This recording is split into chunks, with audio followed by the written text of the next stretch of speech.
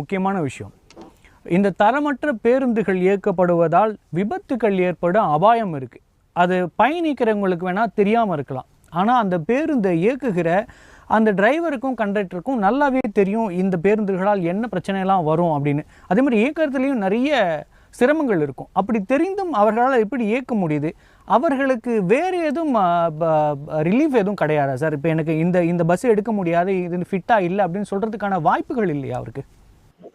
அதாவது சார், போக்குவரத்து அப்படிங்கிறது நண்பர் சொன்னாங்க, இதுக்கு பணத்துக்கு நம்ம எங்க போறது, 10,000 பஸ் உடனே எப்படி மாத்த முடியும் என்று அவங்க கேட்டாங்க. நம்ம ஒரே நாள்ல மாத்த முடியாது. யாரா இப்ப நான் முதலமைச்சர் இருந்தாலும் மாத்த முடியாது. ஆனா 10,000 பேர் ஒரே நாள்ல காலாவதி ஆகல. அது கொஞ்சம் கொஞ்சமா சேர்ந்து அதனுடைய மொத்த தொகை தான் 10,000. அப்போ அதை மாத்துறதுங்கிறத அரசுகள் கவனிக்கல. இந்த அரசு கவனிக்கல, இதுக்கு முந்தைய அரசு கவனிக்கல.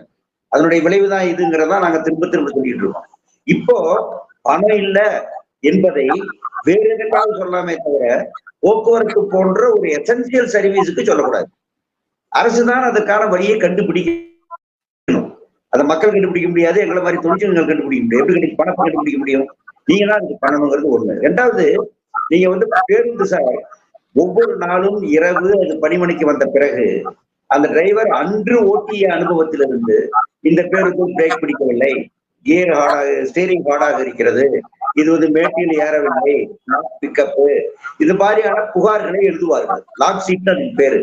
அந்த புகாரை எழுதினால் அன்று இரவு அந்த புகார்கள் சரி செய்யப்பட்டு அடுத்த நாள் rectified, ready to send online அப்படின்னு ஃபோர்மேன் சர்டிஃபை பண்ணாதான் அந்த வண்டி ஓடமாங்க. ஆனா இன்னைக்கு அநேகமாக லாக் சீட்டுங்கிற ஏற்பாடே இல்லை. லாக் சீட்ல யாராவது ஒரு டிரைவர் எழுதுறாங்க, எதுக்கடா எழுதுறேன்னு கேக்குறாங்க. அப்படியே எழுதினாலும் அதை சரி செய்வதற்கான ஆட்கள் டெப்போல கிடையாது. அவர் சொன்ன மாதிரி டூல்ஸ் கிடையாது, டெப்போல ஆட்கள் கிடையாது, அதுக்கான ஸ்பேர் பார்ட்ஸ் கிடையாது. இவையெல்லாம் குறைபாடுகளாக இருக்கின்றன. பிறகு எப்படி ஓடுது அப்படின்னு நீங்க கேட்டீங்கன்னா, இப்ப நீங்க எக்ஸ்பைரி ஆன மருந்த கூட நீங்க 1 மாசம் கழிச்சு சாப்பிடலாம், 2 மாசம் கழிச்சு சாப்பிடலாம், நீங்க செத்து போக மாட்டீங்க. ஆனா அது மெதுவா ஏதாவது ஒரு பாதிப்பை உண்டாகும். அதே மாதிரி கட்டடம் எக்ஸ்பைரி ஆன கட்டடத்துலதான் ஜனங்க ஏராளமா குடியிருக்கிறாங்க. குடிச்சு மாட்டு வாரியத்துல மற்றது நீங்க பாத்தீங்கன்னா ஒரே நாள் இடிஞ்சு விழுந்துறாது, என்னைக்கு வேணாலும் விழலாம். விழுந்தா கதை முடிஞ்சு போச்சு, அவ்வளவுதான்.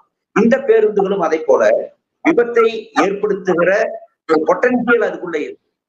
அதற்கான வாய்ப்புகள் மிக அதிகமாக இருக்கக்கூடிய பேருந்துகளாக இருக்கின்றன. டிரைவர்கள் தங்கள் ஆரோக்கியத்தை பணயம் வைத்து, உயிரை பணயம் வைத்து இந்த பேருந்துகளை மக்களுக்காக இயக்குகிறார்கள். வேறு வழி இல்லாமல் இயக்குகிறார்கள்.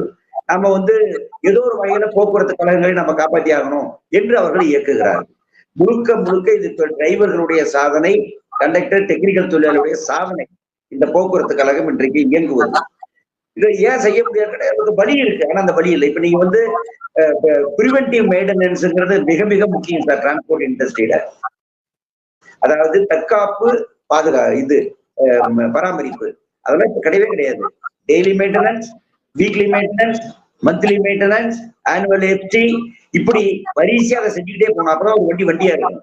அதுக்கான ஏற்பாடுகள் எல்லாம் இப்ப ரொம்ப ரொம்ப பழுதுபட்டு இருக்கிறது. அதெல்லாம் அது ஒரு பக்கத்துல வண்டியினுடைய வேகமாக அது இயக்க இயலாததாக மாற்றுவதை அது உருவாக்கி கொண்டிருக்கிறது.